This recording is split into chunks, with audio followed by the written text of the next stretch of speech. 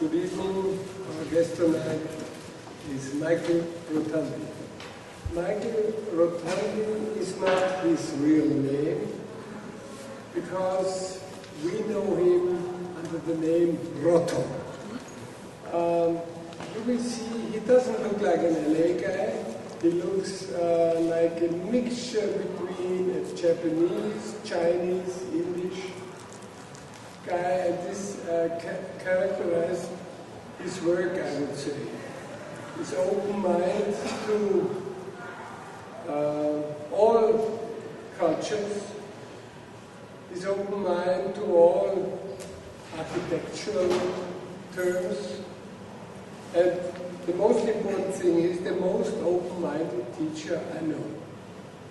First time in LA, I came to an office. Saha told me, you should visit a team, an young architectural team. It was, I think, 30 years ago.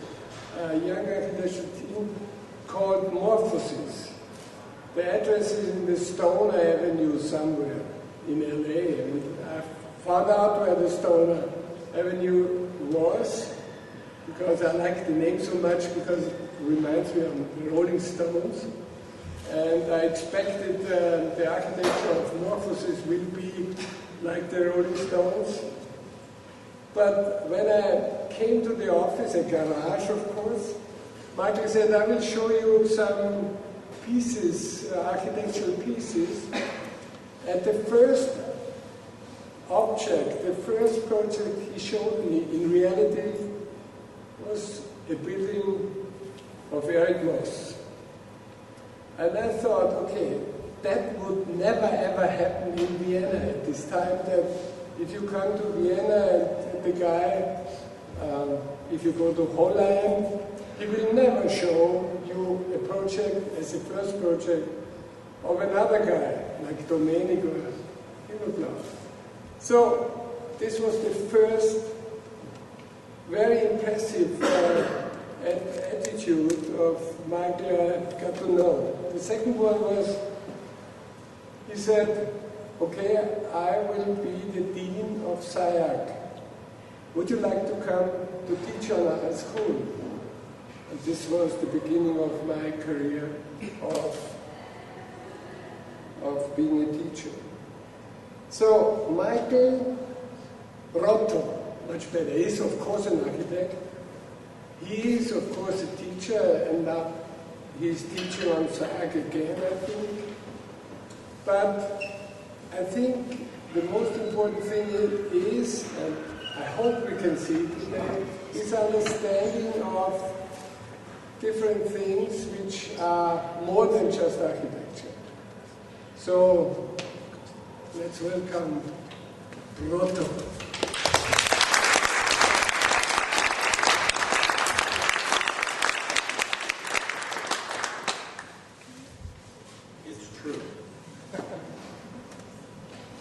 I recently spoke at SciArc, and normally Eric Moss introduces everybody, and I asked Eric if it was okay if I introduced myself, and he was surprised. So I was thinking, how do I introduce myself? So I decided that I would be Roto introducing Michael Rotondi. And what I realized was that Roto came into existence in 1989. When I met the woman that I'm currently married to, well, forever married to, April Griman. She gave me that name. She chopped off the end of my name to make a beautiful business card. And so Roto introduces Michael Rotondi, and then he goes on to say that Michael Rotondi eventually married April Griman. And so I go by that name. And it was wonderful having Wolf come to SciArc in the very beginning, because it was the school was beginning to, it was always a special place, but it really didn't have any presence internationally. And so I thought, how do you invigorate the school? And so a new friend and some older friends we brought to teach. And we said, you cannot teach anything here that you've taught any place else. And then people would say, I'm not prepared. And I said, you've been preparing your whole life. So let the students see. Be extemporaneous in front of the students. Be experimental. So the school, which I'll show you some images of, has always been a place that we were raised in the school to not be afraid to make mistakes. And we try to continue that now. Okay. What I'm going to do, this is going to be, anyways, Wolf, among others, helped us take the school to a whole other level. And now Eric has ramped up and taken it even further.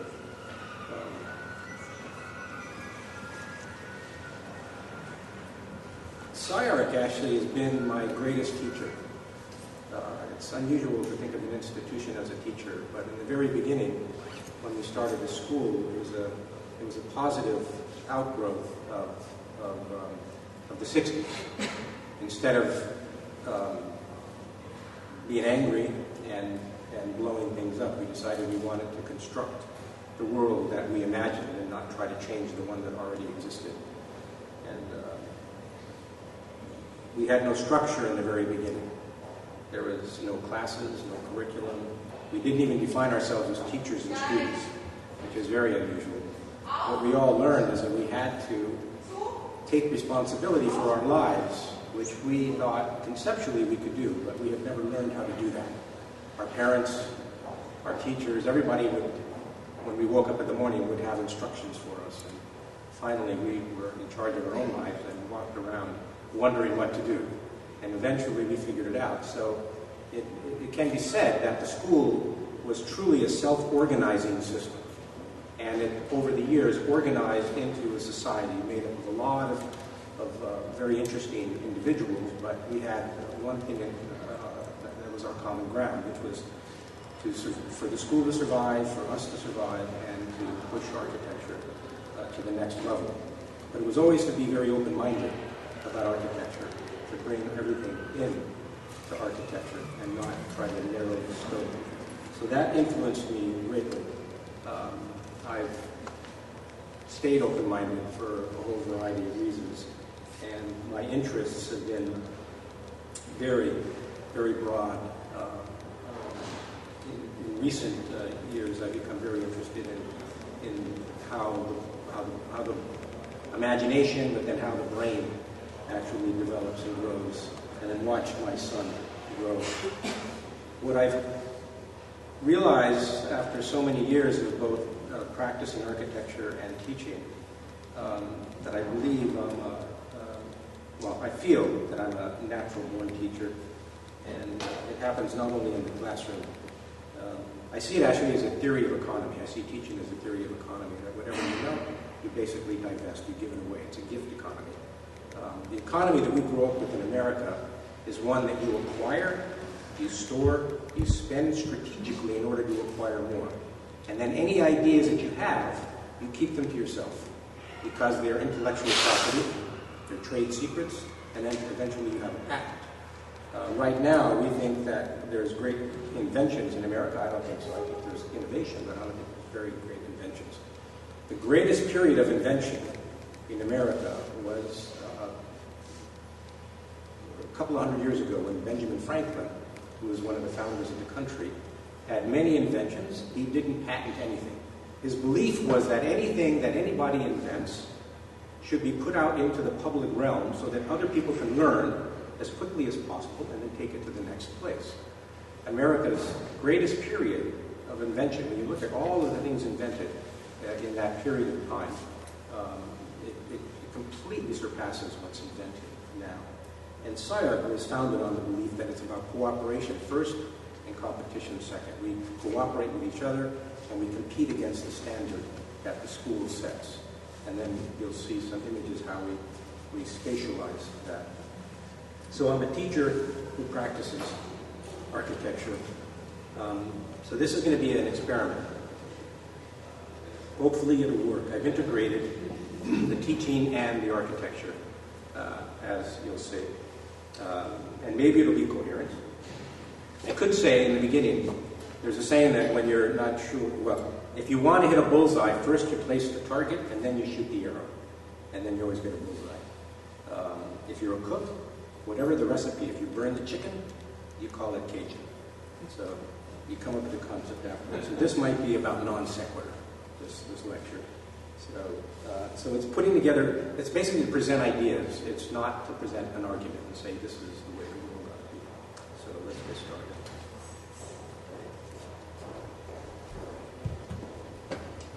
This is a profound, unshakable belief. It's all one thing, and that has meaning in a lot of different ways. This is an American story told from the point of view of the son of an Italian immigrant who drove to Los Angeles 90 years ago from New York City, believing that Los Angeles was America, and it was. He invented a life and made it possible in his own way for his 4 sons to invent a life, not to inherit one. Inside our home, life was based on multi-generational traditions.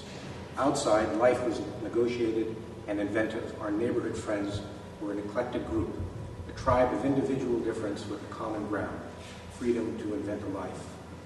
In our formative years, with confidence and inexperience, we invented our lives, our projects, and a school in a city that was coming of age as we were coming of age. We eventually realized that it was one hybrid project. What brought us together and kept us together would give meaning to our relationships. It was all one thing, not always evident or visible, but true. It was all one thing.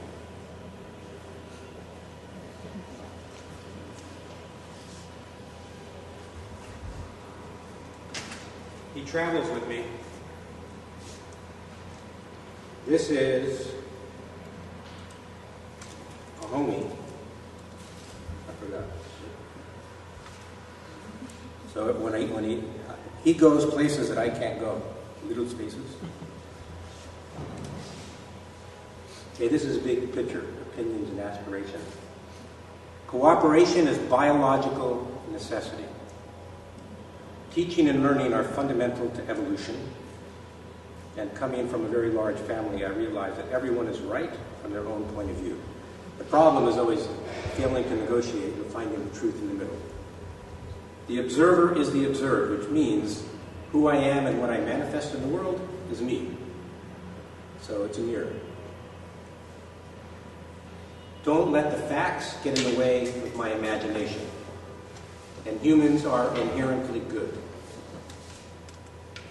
Architecture, for me, has been a window into Wonderland. This has been a way to constantly learn from the people and the projects. And I've been searching for, but I'm not there, simplicity on the other side of complexity, which is distilled. What I learned from the American Indians, looking twice in order to see once. Experience and idea are a symmetry operation. And then on the personal side, I'm a teacher who practices architecture. And I long to see the world once again as a child does, as if for the first time. A famous book written by a Zen priest, Zen Mind, Beginner's Mind. And I aspire in working with people, especially with the people in the spiritual communities, to become as transparent as possible so their ideas come through me and I give it back, as opposed to my ideas are given to them. Now, when their ideas come through me, I give them a spin, of course. And I think most of all, I like people. I actually love people a lot. And I like to make things.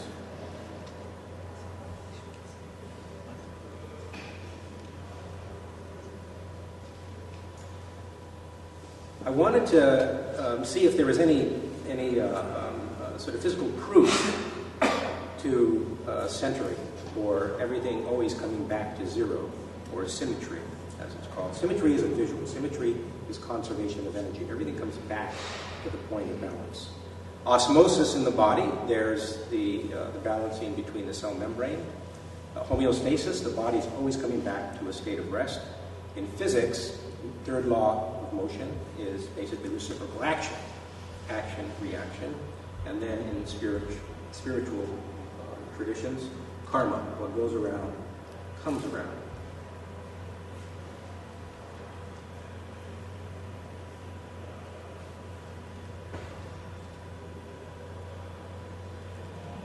One of the biggest problems I believe each of us faces, individually and we face collectively, is it possible to have a long-term vision in a short-cycle world? Now we see the problems that were created by America, which day trading, short-cycle thinking, creates problems when you don't have a bigger picture.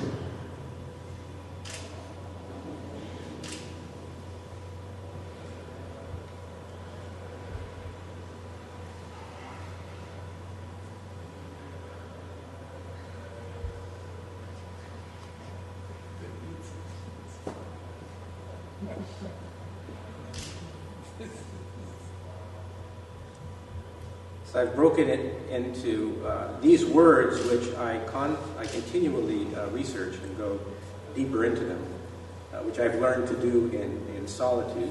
Which is there's an ancient system of reading where now you can call it hypertext, or when you find the word, you click on it and it links you in. What the monks did in the medieval tradition was to find a word and to continually drill into that word, not only for days, but for months. And it basically would expand, constantly expand, as they moved into it. And that's what I do with all of these words. Context has become really big on my mind. The world that we create, in turn, recreates us. We think we're the software, I think we become the hardware. The world that we've created is scripting us now. And I think we got to get back control of that. The matrix, basically. We've entered the matrix. There's lots of movies. I ask my students to make lists of all of the movies that are about humans versus machines. And the list is endless. It keeps on being had. And that isn't just entertainment. It's prophecy. So I think we have to be careful. Order lies within everything. Even what we think is random has order within it. It regulates everything. At all scales simultaneously. And then pattern is the way we read that order. It's an index of things that have already happened. Light is, what's fascinated me about light is that you don't see it unless it bounces off of something. I think that's quite extraordinary because light and water is what is the source of light. You could have water without light. Light basically brings things into existence. Light is what triggers the process that brings water up in the tree, as we know, photosynthesis. And then space, from the time we are basically developing in the womb, we're in a space, we're near weightlessness, and that is the medium for the body taking in the information in combination with light. Light bounces off of beauty, beauty comes in. Light bounces off ugly, ugly comes in. And then scale shifting. Scale for us as architects is very matter of fact, but scale, in fact, is a way to shift from one thing to another. So scale shifting is how the mind moves from here and now out to the universe. It travels time, basically, and distances in a nanosecond. And so scale shifting is a way we convert, through metaphor, any thought into any other thought, any word into any other word. And then gathering, which is basically the beginning of civilization.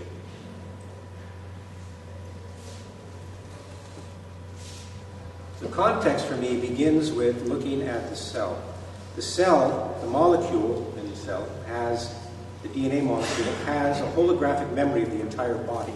Wherever that molecule ends up in the body, that triggers only that part of the memory that's essential. That to me is quite extraordinary. If that wasn't as sophisticated as that, we'd have body parts in the wrong places. So I begin to imagine that maybe an architecture can operate in the same way, that architecture has basically the DNA of, the latent DNA of all human societies. So the context is personal. The family, which I came from a family that tradition was inside the house, invention was outside the house. and then SciArc, as I spoke, and then the city itself, Los Angeles, which is a very large but very surprising city, keeping the integrity of all of the different ethnicities as it continually grows into a greater and greater whole.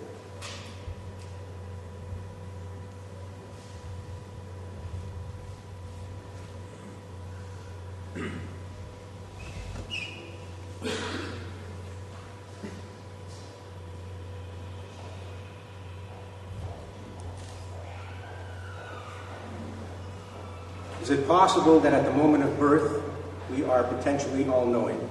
If the DNA molecule has all of that information in it, I believe it's possible that the human body is the equivalent DNA molecule for the universe.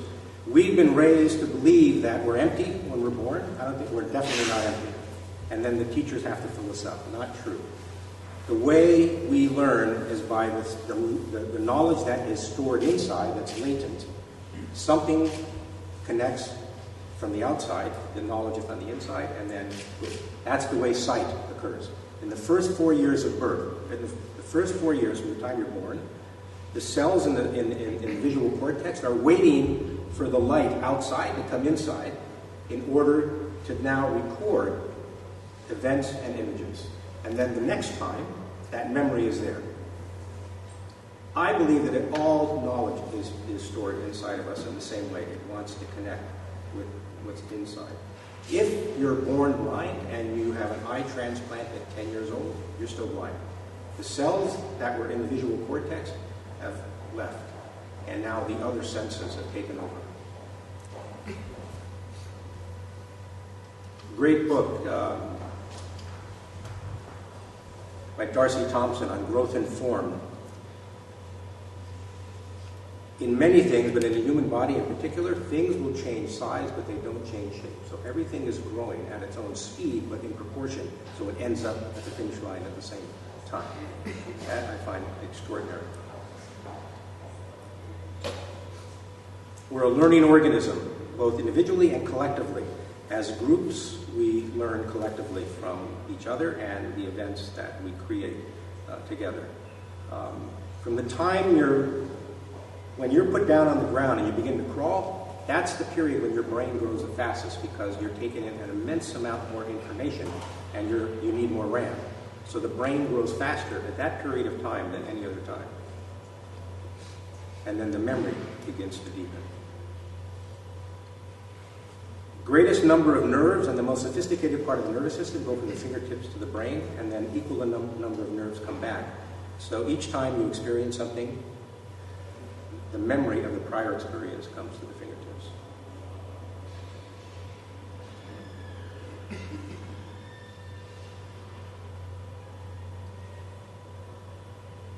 We can describe how this happens, but we can't explain it. Life is truly a mystery. I was on a plane recently from China, 11 hours. I'm having a conversation with a scientist who's doing really interesting things, pulling apart the DNA molecule of all things, and then putting them back together, not because he was interested in genetics.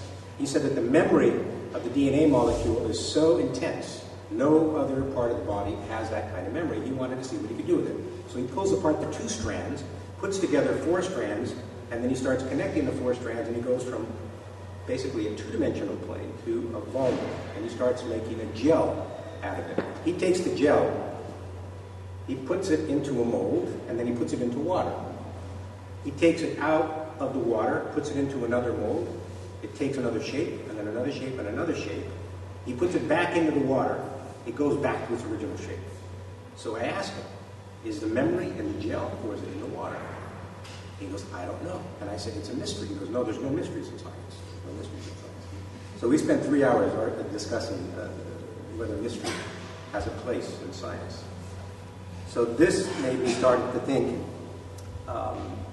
what was lost or gained when alchemy became chemistry? That was when we went from the age of faith into the age of reason. And then I continued, 19th century, the age of society, technology. And then in the 20th century, the age of economy and wealth, and then everything goes haywire, as we all know. Now, I'm very optimistic, so I believe that this is the beginning of the process of coming back together. Like everything else, things come apart, things come back together. And we're now going to be moving into the age of humanity. It's your generation that's going to take us there. My generation messed up, except for some great things that a few have done.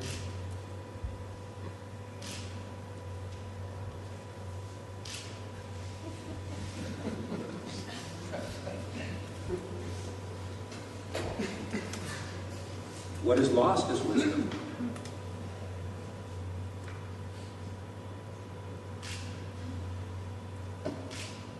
So it's an Italian immigrant family, mother, father from Italy, come to Los Angeles because my father said, when I asked him, why did you stay in New York? He said, I wanted to live in America. I said, wasn't New York America? And he goes, no. I go, why not? He says, when I was born in the old country, I'm sitting around the dinner table. I have the same seat my whole life until I come to America. Everybody, the hierarchy of the family is defined by where you sit around the table.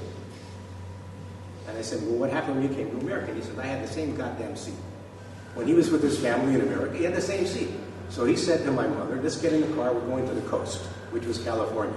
He goes, now I sit anywhere I want.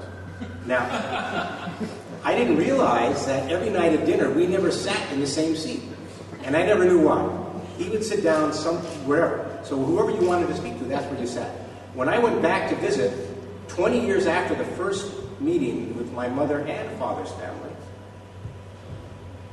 4 years old, 24 years old. 24 years old, I sit down someplace, and the rest of the family is moving around the table. They don't sit down. And I'm wondering what's going on. My uncle asks me to move. I move over to the seat he assigns to me. I sit down. I flash back 20 years. It's the same goddamn seat from 20 years before. And then everybody else sits down, and I realize the conversations are all the same. You know, a little bit deeper voices, but...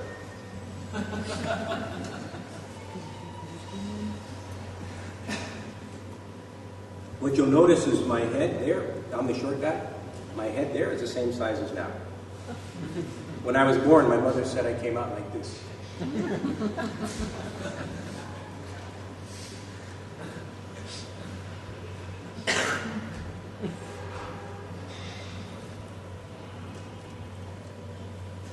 Things changed, and we didn't expect them to change. And it was scary, but when you're young, uncertainty is a friend. So it was time to take advantage. What we knew in 1968 is that we were not going to inherit the life of our father. Right now, it's the same thing. It's scary going out into the world now that's kind of messed up. The great advantage that young people have now is that you don't have to inherit the life of your father or mother. You have to invent your own life if you're going to survive.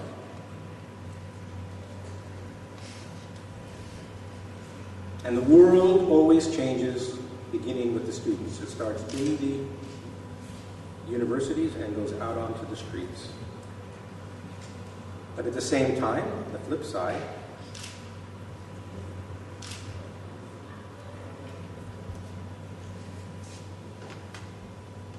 and then while everything was going crazy, for a brief moment, something like this happens, and it makes our imagination take hold once again, and we're excited.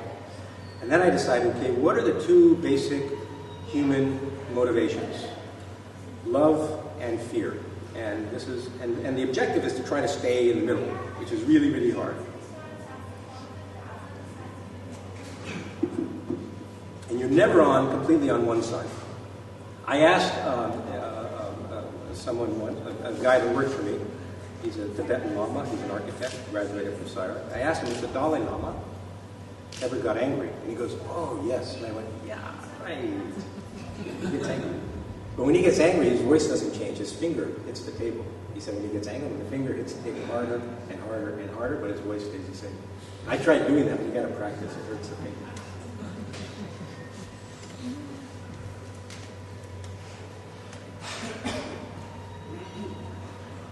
So for us, the anger that we had at the university turned into joy. The question that we asked, how much time do we want to spend trying to change the mind of people who don't want their minds changed? You spend all day. We said, what's the answer? The answer is, leave them alone and go do what you want to do someplace else. And that's what we did.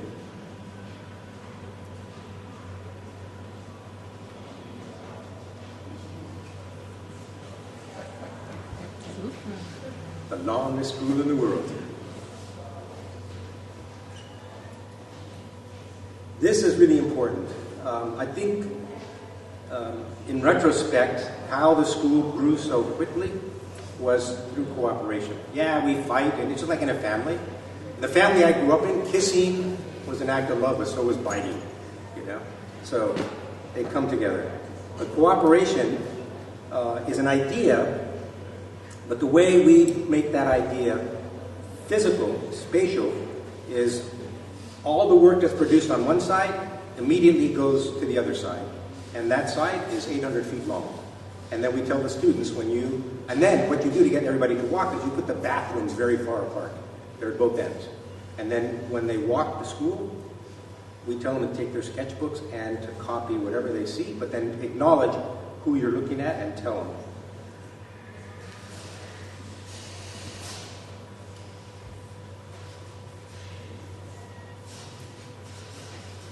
And then once a year, we buy, Thanksgiving, we buy a pie for everybody in the school. So there's 500 pumpkin pies, and it makes 400 feet.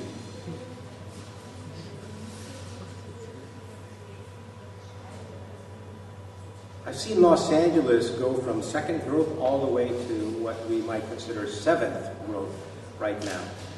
And it gets more and more complex as time goes on. 135 languages, 135 different ways to drive. And they're all in my neighborhood.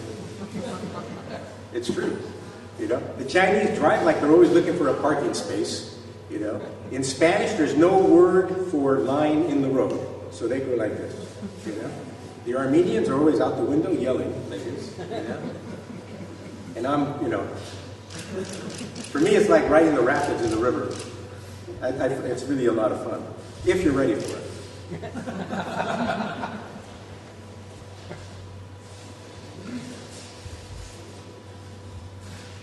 So the city, I realize, has an impact on, any city has an impact on your psyche. Los Angeles, because of the different types of ordering systems, has definitely an interest on our psyche. So the spatial system, of course, is the grid. The movement system is basically that. This is one of the great freeway intersections. I went up in a helicopter. After it rains, the air becomes very clear, and you can see a lot, so I went up in a helicopter and took a lot of photographs. This is one of them. And then the communication systems is this. Now, how do you bring all these together? I then mapped all the places that I've lived, and I've never moved more than 2 miles from where I was born, which was depressing for a moment, but then I traveled so much. But this is the area where first Frank Lloyd Wright came, and then Schindler, and then Neutra, and then the second and third generation came after that. And then there was a period when not a whole lot happened, and then the 70s. So just above the A is where I live. And that's all the greatest mixture of ethnicities. This is, so what I've done is I'll show you images that relate to the word, and then a few images of projects that I think relate. This is a school of architecture in Texas. House in New Jersey.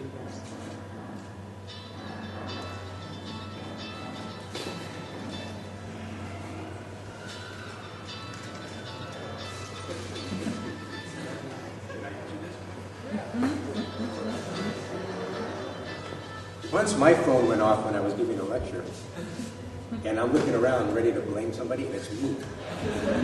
So I figure I gotta open it up. And I pretend that if somebody give me advice on hurry up, the lecture's boring.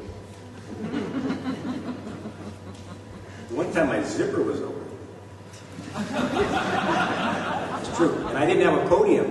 And so a friend comes up and he leans over and he goes, "Don't look, but your zipper's open." And then, you know, as soon as your zipper's open, you look down. And then I look up and I go, "Oh no, everybody's looking at my crotch." You know? So I started talking about what it feels like to have your zipper open in front of 500 people. You know? What do you do? You go with it. You burn the chicken, you call it Cajun. This is a house. This, in many ways, even though you don't admit it when you're young, is inspired by rooftops. Rooftops. I did it first.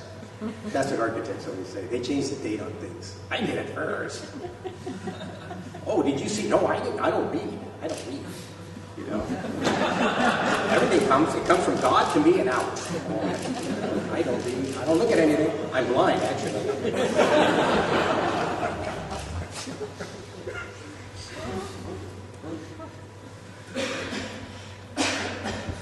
Still context.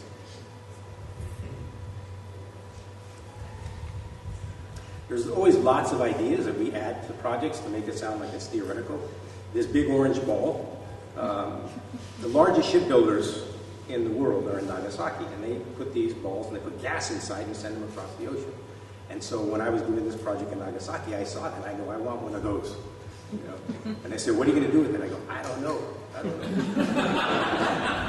So it goes on top of the building, and then the governor, I get a call from the governor's office. Everybody thinks it's going to blow up in the city.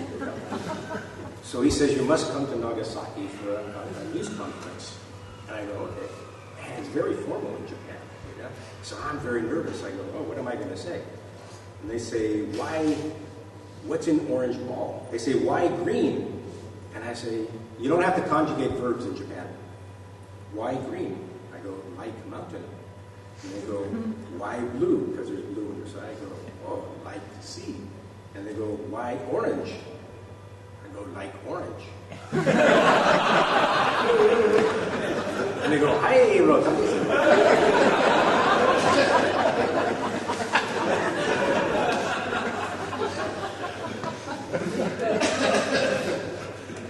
I'm doing a hospital and a hospital for big birds. Big birds, like that. Amazing. So I had to go in the cage with the eagles, which is scary. But the eagle was eating something else and not me. So it's hospital on one side and enclosures on the other.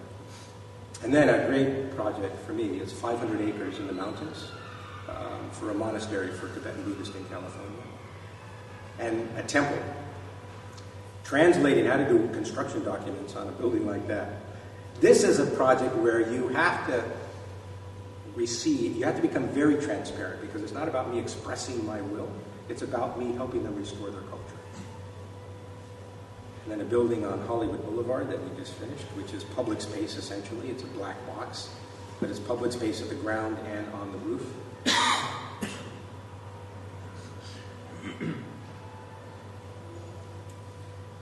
And then the problems that Japan has been facing has me thinking about process quite a bit, and the nature of impermanence, which is considered in wisdom traditions to be a profound awareness that everything is constantly changing moment to moment. So I put together images that I got when I was working in Hawaii for a while, and things come back again. It's the eternal return. It's a cycle of change. Time is progressive, but it's also cyclical.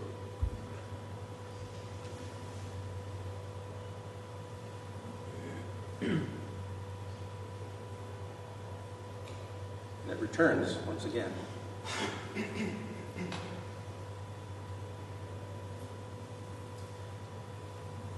So in these projects, I am truly the student, and the lamas and the shaman that I work with are the teachers. And this is a centerpiece of life practice.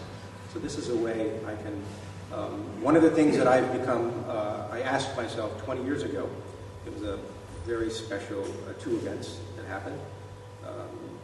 I wondered, and I still wonder, is it possible to integrate intellectual practice, which is primarily architecture, and spiritual practice, matters of the mind and matters of the heart. When I say spiritual, I don't mean religion. It just means matters of the mind and matters of the heart. And there's certain projects that allow me to continually practice while I'm doing architecture. And so I have to immerse myself in not only that culture, but in their practices. So if I want to know what meditation is like, I have to go into 2 week silent meditations multiple times before I know what it's like for the mind, how hard it is to make your mind quiet and your body still. And then the architecture has to do the same because you're bringing in information at a much more rapid pace when your body gets into that state.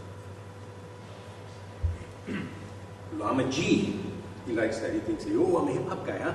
I go, yeah, Lama G, Lama Gyatso. Extraordinary, eminent Lama Gyatso. Big guy.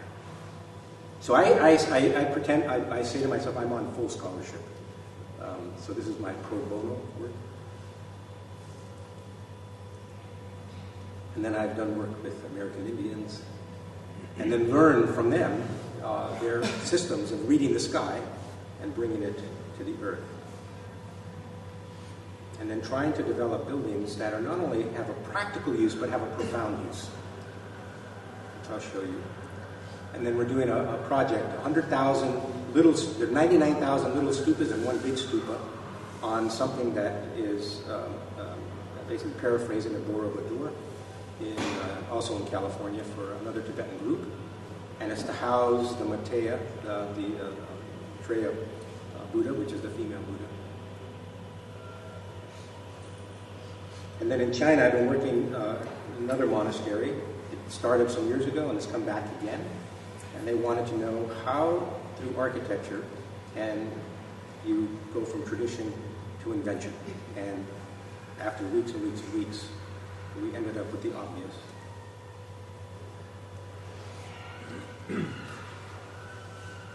And then working with Middle Easterns on a bazaar in the Middle East, on how to expand it, but also bring it back to its traditions instead of making it commercial.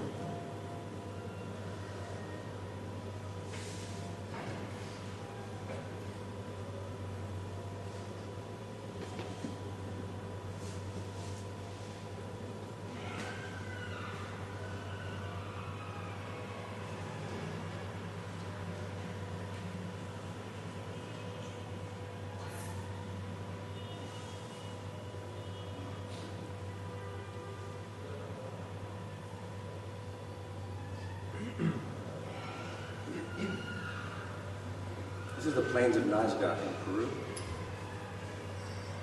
And then what surprised me was the Doxiadis, a planner in Athens, did an analysis of the temple sites, and he came up with a very complex system of geometry that is recurring. The conceptual order is very precise. How you perceive it is quite the opposite, which was very surprising. But there's a belief that your body can pick up ordering systems even though the eyes can't see it. The eyes are part of the brain, so it's a dissipative structure, whereas the body is a rhythmic structure, so the body picks up numerical systems that are manifest much quicker than the brain does. The brain enhances, and then right now, I don't know where this is going to end up, but it might be that it's going to take us back to the global village that Marshall McLuhan proposed 40 years ago. Right now, there's a lot of nonsense that occurs. And then the information, the life force that's inside the body that is intuitive. About 20 years ago, I decided that I wanted to see if I can mine the body like an encyclopedia. That's why I started going through a number of practices, and I still do acupuncture once a week. And then the intellectual version.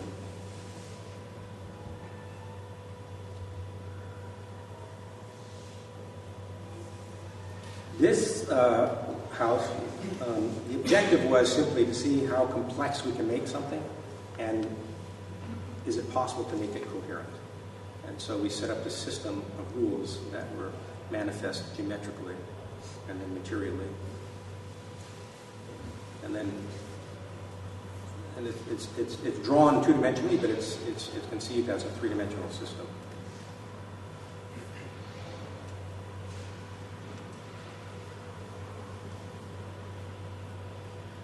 This started with the lotus flower. The lotus flower, when you draw it, it's a pentagram and it's a golden ratio. And then out of that, we wanted to develop this. This is also a project in China. And then Japan again. Taking the 7 sacred mountains around Nagasaki and trying to figure out how to get them to the site so that the building becomes a depository of meaning that is already present there before we arrive.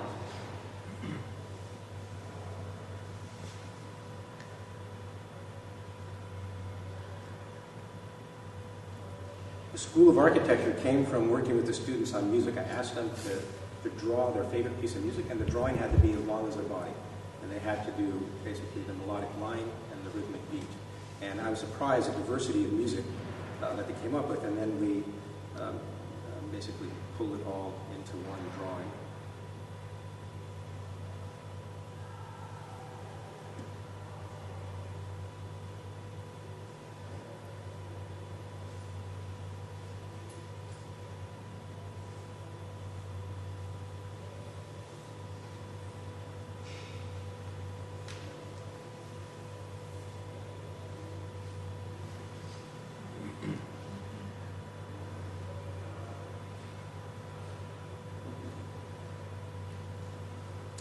In the rainforest of Costa Rica, what surprised me was everything is food for everything else. I was expecting a botanical garden, which everything is in its place. This is now my new model for understanding how everything can coexist simultaneously and benefit everything. There is an utter stillness in the dynamic process of everything being food for everything else. When you're in there, you can feel its steady state. It's utterly still and quiet.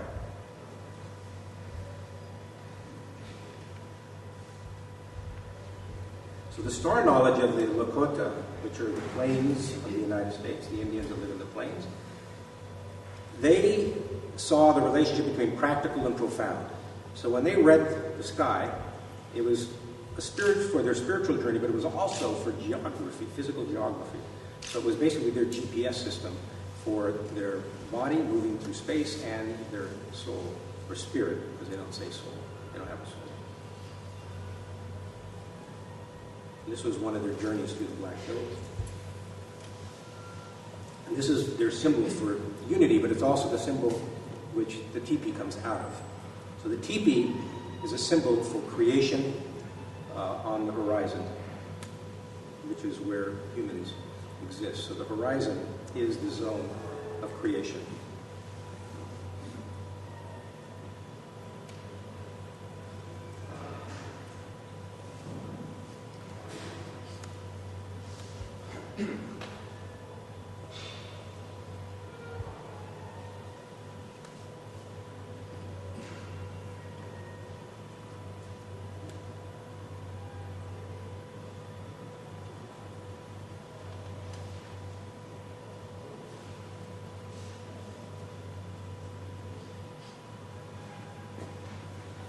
This isn't Photoshop, by the way.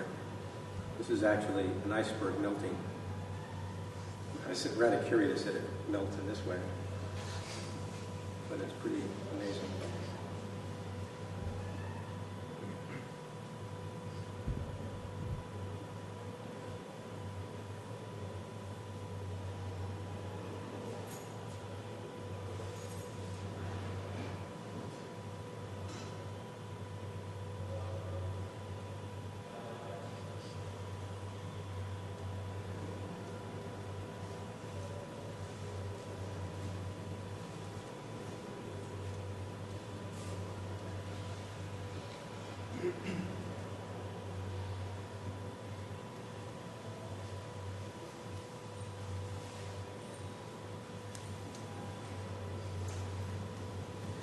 This still, I find amazing that all of that color, you put it together, it becomes a white beam and it's a laser.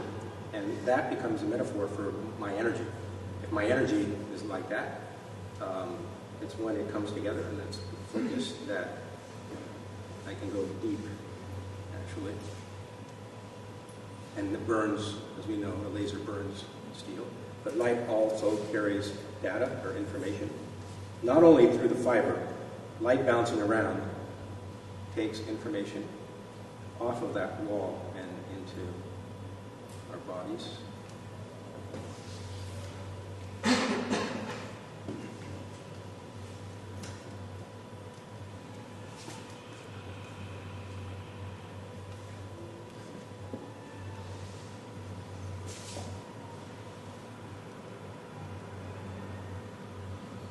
All of the color and finishes on all of the projects we work on with April Greiman.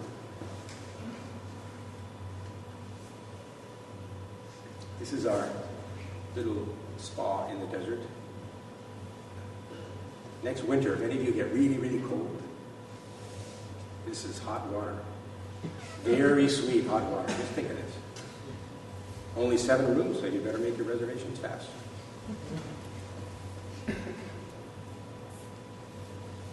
This is April Greiman's studio.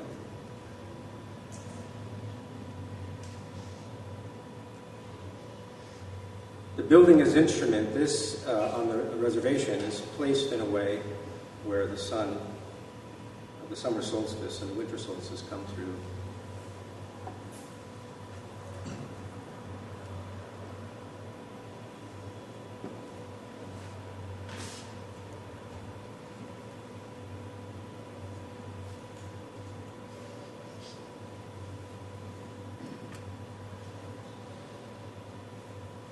There he is.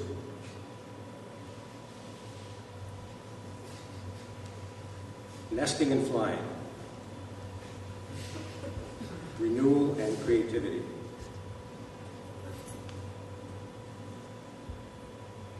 And then this allowed us to now virtually put things in space before we build them. So things changed as this entered our intelligence and our psyche. And we begin to see things in a quantum state. This is a road to the second mesa, which is the oldest human settlement in the United States. This is the Hopi Indians. It's been there for a couple of thousand years. This is actually a great road also when it gets, there's no light at nighttime. When it's dark, you turn off your headlights and you take your hand off the steering wheel.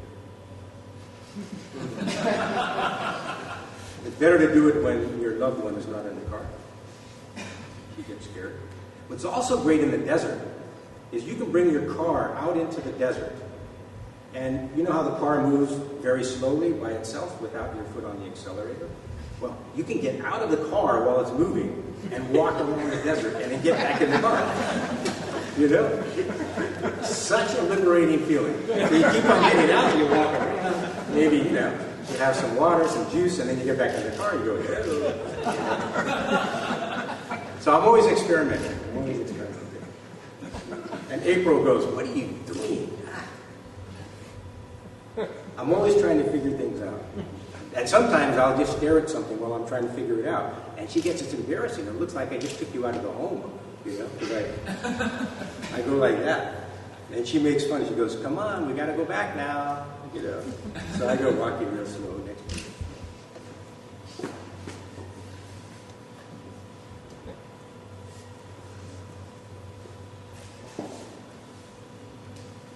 This is a freeway that they were building in Los Angeles. I love that. We don't have gates into temples. We have freeways in Los Angeles.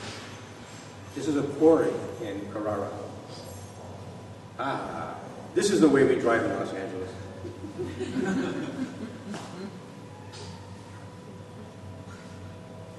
These are great spaces to get your, and then this. This was designed by Wolf. This he puts his clients on so it feels normal when they look at the projects. They go, oh wow, your project looks really normal now. I know his secrets. He told me don't tell him his secrets.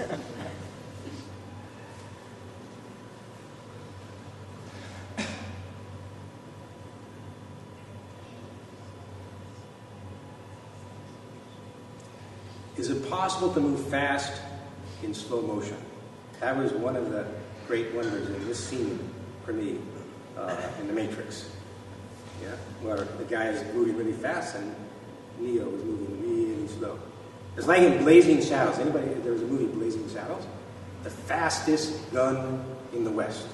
Huh? Okay, this is the fastest gun in the West. I'll show you. Ready? You want to see it again? That's how fast I can beat.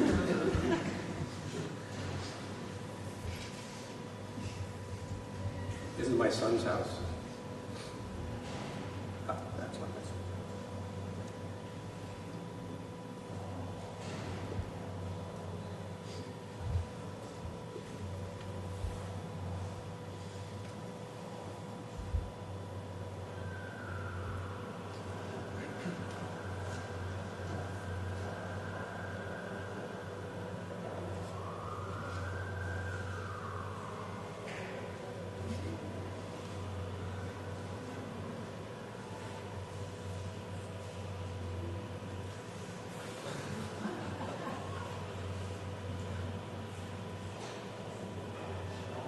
The scale shifting that's happening in China is off the charts. And what isn't considered is how the body, the medium of the body, which is space, and then what defines the space, has taken thousands of years to get to a place where it knows its environment, even with the eyes closed. And then the shifting scale isn't gradual. It goes from this to this. The Chinese have always been able to work at immense scale and small scale. But it also goes from this to that.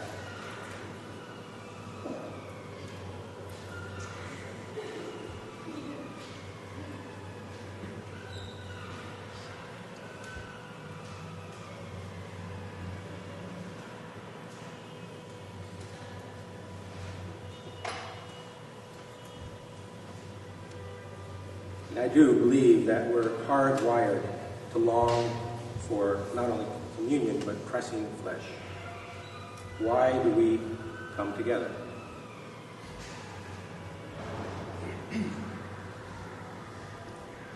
The barn is important, but communion is more important.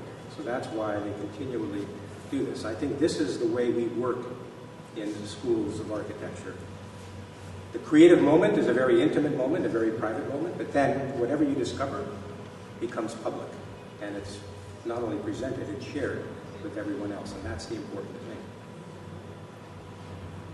The bees and the ants and the termites and the wasps have known this. They are first and foremost altruistic, which means generous, and then they're hardly ever, if they become an individual, they get kicked out. What I've realized and seen in Los Angeles, whenever there's been, the 4 seasons in Los Angeles are, as we say, the fire, the rain, the mudslides, and the earthquakes. Those are the 4 seasons. Each of those events, whenever they happen, everybody becomes altruistic. Everybody cooperates and cares for each other. And then, within minutes, you start doing that again. Is it possible to be altruistic in the best of times? In the best of times, not just the worst of times.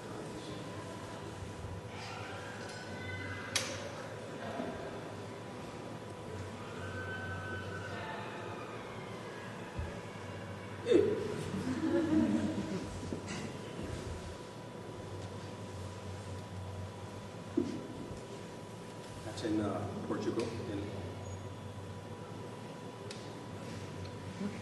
We actually were dancing.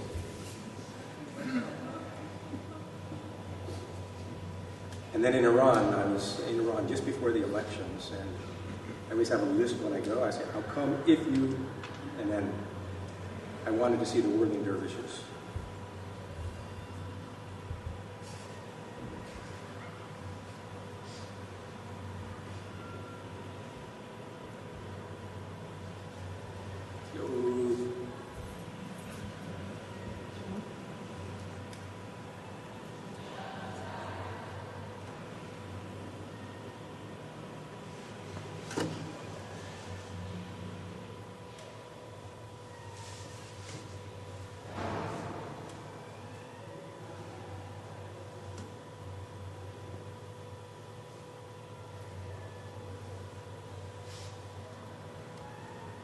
That's the offices,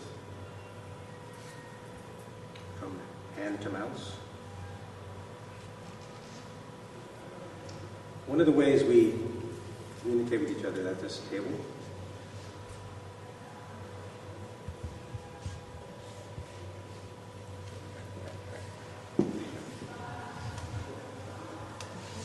It looks nice, but you can get angry sometimes, you know. Hey, what are you doing? No, get that over there, over there. So the quest is that, basically. Challenges the depth of our memory, global interactions that challenge our local identities, the needs as people living in societies being confronted by the autonomous logic of human institutional structures and their concepts of power, politics, and money, forces of nature that are scales beyond real comprehension, let alone preparation. All of these issues and the potential problems that arise are hugely difficult ones and possibly cannot be overcome in the long term. So why should we try, one might ask? Because it's the right thing to do, and because creative people like big problems. The bigger the problem, the bigger the motivation, the bigger the smile. It's a gift to be an architect. It's definitely a gift to be a teacher. Now I can say, after so many years, it's truly a gift to have so many friends and comrades. Like all of you, I'm blessed. So, love to you all. Thank you.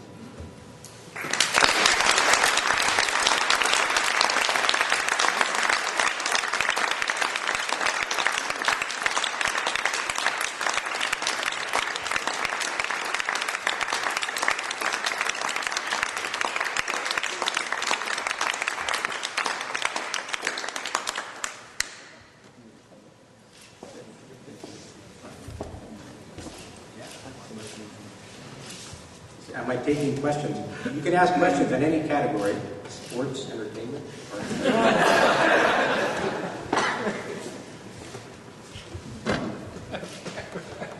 Your life. You want some advice?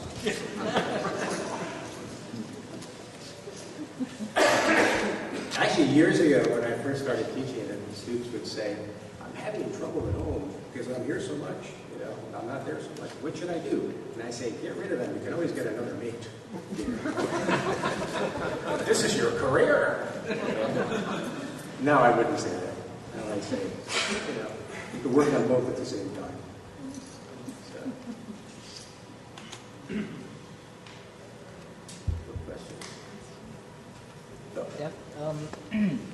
Your projects often are rooted in something that is a program that's spiritual, whether religious or just some kind of ancient civilization that has a certain type of lifestyle that makes it a very unique piece of, let's say, architecture as an architect.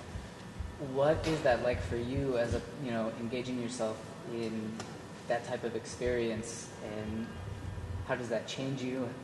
How does that affect the next project? How does that affect what types of projects you do? It's a very unique process compared to other architects.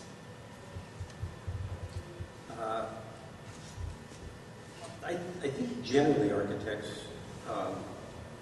first I believe that all of us become architects, or we go into creative work, but in architecture, which I know best, I say for the same reason, which is to try, we believe that it's possible to make a difference in the world, to make the world better.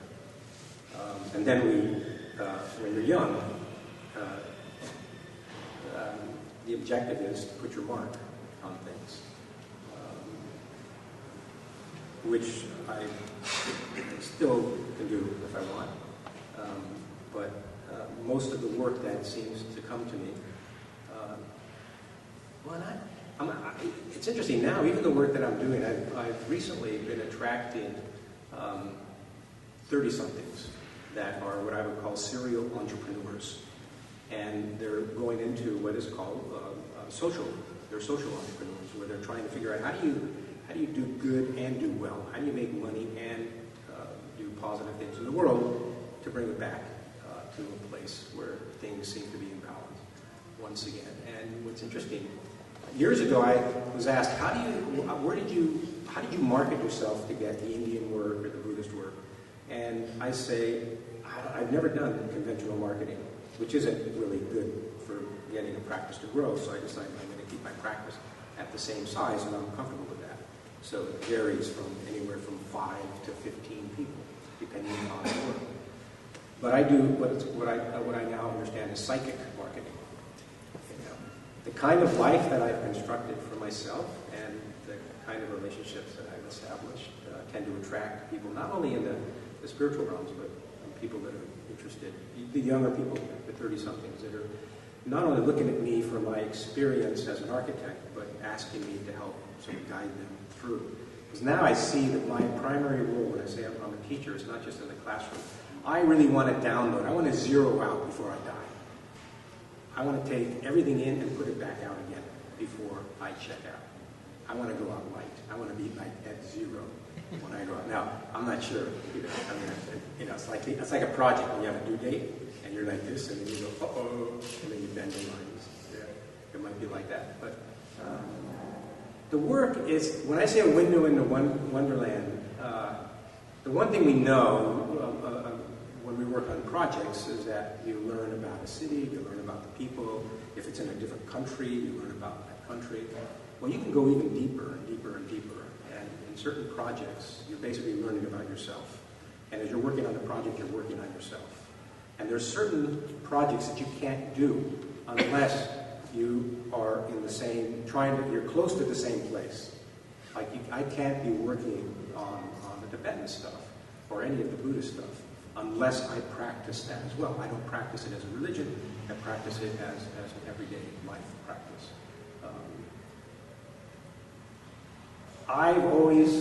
It started when I was wondering, we're all curious when we're young, and then I think public education gets rid of the curiosity. Imagine floating in for 10 months. You've not only, your body in your cells is creation itself. Right? Boom, boom, and then all of a sudden, arms, legs, heads, the whole thing. We've lived creation. That has to be stored. The same way I can walk from one place to the other, and my body remembers, your cells remember everything they've experienced. And the only time you can you never get access to that, but you can get within the afterglow, you can get the cosmic rays of that, when you are still and your mind is quiet. And then that's like the light that becomes the laser. And it doesn't go this way, it goes this way. It goes this way. The objective in meditation isn't to negotiate with God. That's what I learned as a Catholic. I was always negotiating with God. Oh, please let me win the football game. Please let me ace this test. Please let me get a good critique. And then I'd say, okay, I'll give you 3. Okay, I'll give you 6. Okay, I'll give you a year. That isn't what, that I think is where we tend to go wrong. Prayer isn't to negotiate. Prayer is like poetry.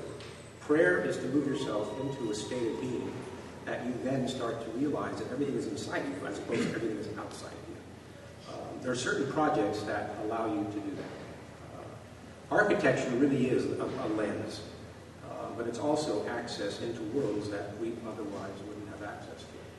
And when I was the youngest growing in my I was the youngest in my family, and the only way I could hang out with my older brothers is if I was clever.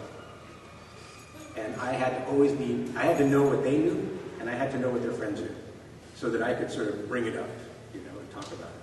And then I learned how to make up stories, which was, my wife actually, when we first met, we were boyfriend and girlfriend for 18 years. She didn't want to get married. I kept on trying to trick her. I said, you want to get married? No. You want to get married? No.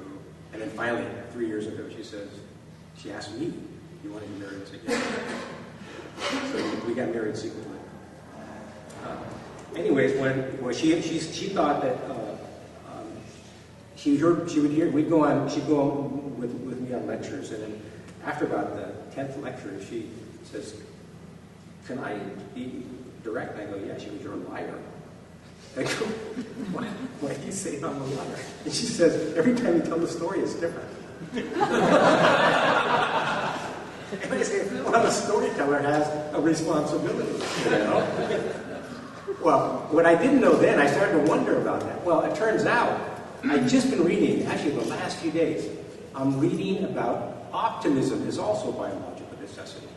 Optimism is connected to the memory But then memory isn't just to recall the past. Memory is to help you anticipate the future. And so every time memory comes out in a new context, like the DNA molecule, it's transformed. My wife said, "Oh shit, you're a liar." So the story goes on and on. But anyways, with my brothers, I reach a level of autonomy where I realize it's just so, I want to know everything about everything before I die. That's just, So I'm always busy. I'm always busy. And I've learned how to walk through the world, even when I'm having fun with my friends, and I'm always looking at things, and I'm trying to synthesize it, and then I fill up one of these about every 2 weeks. I'm just always trying to... What this also does, this is an external hard drive for me. The same way language, that's one of the things that really fascinated me. The brain, it grew to a point, and then it had to create folds in order to increase the surface area, in order to increase memory. And then it had to max out, otherwise the head just keeps getting bigger and bigger, and the head can't keep getting bigger and bigger. It stays inside, and guess what? As soon as the brain reaches its period of full development, physically, language comes out. So language is a memory system. It's not just a means of communicating. It's a way to store knowledge. And then that knowledge becomes common to all of us. So I start to see many things as a kind of external hard drive, people around me. But I'm always trying to reverse engineer stuff so that I can learn from every situation. It's just, how did it get like that? And that began in earnest when my son was starting to ask me the most profound question of all is why? Why is the sky blue? You give an answer. Next question is why? I got another answer. Next question is why? Well, I'm 4 whys in. And then I say, I gotta go, I'll be back in about 2-3 hours. He goes, where are you going? I go, I gotta do some research, son. And I realized that you can constantly just sort of drill in and drill in and drill in. So the architecture, you gotta get the job done, it's got a schedule to it, but you work long hours, not just to get the project done, but to try to learn as much as possible. And then if you're fortunate to work with people that know a lot more than you about a lot of things, if you know how to ask them questions, you can get them to download, which is better than books on tape. Like this scientist on the plane. Usually I don't talk on a plane. I figure, okay, especially 11 hours, 12 hours going from China. I go, this is great, alone time. I love having meetings with myself. I really do. I love solitude. I like being in community, but I like solitude. And actually, a really extraordinary experience was my first silent retreat. Silent retreat. Not only you can't speak, there's 100 people. You can't have eye contact, no eye contact. So, well, you're going to bump into people. Well, you learn to pick up, you start to recognize shoes and kneecaps, and then you start to recognize body movement, and then the most uncanny thing, you start to perceive energy. What was the most amazing and uncanny thing is in the dining room, 100 seats. By the 5th day, your seat was always vacant. Everybody keeps moving around until they feel the energy where they are comfortable. You sit down and you can feel heat coming off of people's bodies or twitching. Your body begins to pick. Your body is the most extraordinary sensing, storing, retrieving, and transmitting instrument in existence. Anything that we construct outside of ourselves doesn't compare to the body. The body, through intuition, we create technology. Now, technology definitely enhances us.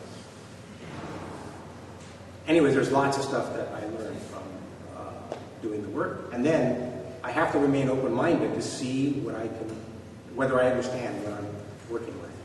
And there was a time when I would say architecture gives form to life. And there's a lot of really wonderful architecture that's done that. Now, in the last 20 years, I say life gives form to architecture. And so I try to be open to whatever's happening and then see what can come out of it. And then the real test is whether or not I have the confidence to do that. And sometimes, and whether I have the confidence to make mistakes. That's, in a risk-averse world, when you have to perform at the same level all of the time, we tend to repeat ourselves. We tend to repeat ourselves. It's really difficult to not be afraid, to have the courage to make mistakes. Where I first learned that was the first director of the school, Ray Cappy. He says, do something with the graduate students. You go, do what? You know, do what? He goes, I don't know, make a program or something. Because there was no structure in the school. None. We were starting to get a lot of students that were doing graduate work, but they were all mixed in. So I said, Ray, I don't know what to do. What am I going to do? I don't know. I'm too young. I never went to director school. He goes, worst that can happen is you'll screw it up. I said, I could do that. He says, and then I said, then what? He goes, well, then, you know, figure it out and do it again. Well, that got me reading on who else has had that attitude. Well, in the United States, the 3 high technology zones are Silicon Valley, which we all know, Austin, Texas, and then North Carolina. Those are the 3 basically big areas where technology. I wanted to know how much investment, how much invention comes out of that. Is it related to money? Well, it turns out that Silicon Valley has had the least amount of invention, even though it's in the billions, the least amount of invention of those of investment of those other 2 places. The largest number of inventions. Well, when you dig deeper, the firm that the venture capitalists that were doing the largest amount of investment, the first question they would ask anybody, have you ever failed? If they said no, then they'd say, see you later. Have you ever failed? Yes. What did you learn from your failure? Oh, this is what I learned. And then they start describing what they're going to do next based on what they learned. And they said, you got the money. You got the money. So roll the dice. If it comes up snake eyes, you pick up the dice, you roll them again. Yeah. Is this attitude you feel is something that comes with age, that you have to go through your phase of youth and being full of See, that's amazing. It's symmetrical. It's symmetrical. Somebody asked me to talk to museum educators the other day about risk. How can you encourage people to take more risk? And I was thinking about it. As a child, there's no word as risk. You're learning. Everything you do is for the first time. So in the beginning, you're always taking chances, even though you don't see it as that. And then it does. It can come at the end, where, it comes with age, I think. I would like to say that, 30 years ago was that way, but no, it wasn't.